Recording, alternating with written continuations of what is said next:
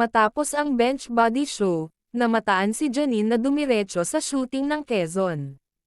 Ayon sa mga nakakita, tila sabik siyang makita ang kasintahang si Jericho. Hindi alintana ni Janine ang pagod mula sa event at agad siyang bumiyahe patungo sa set. Masaya niyang sinalubong si Jericho, na abala sa kanyang mga eksena. Nagkaroon sila ng maikling sandali upang magkumustahan bago muling magtrabaho si Jericho.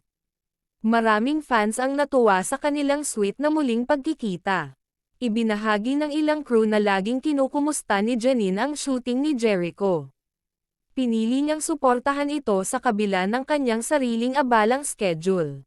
Nakunan pa sila ng ilang larawan na nagpapakita ng kanilang kaswitan. Patunay ito na sa kabila ng kanilang trabaho, inuuna pa rin nila ang oras para sa isa't isa.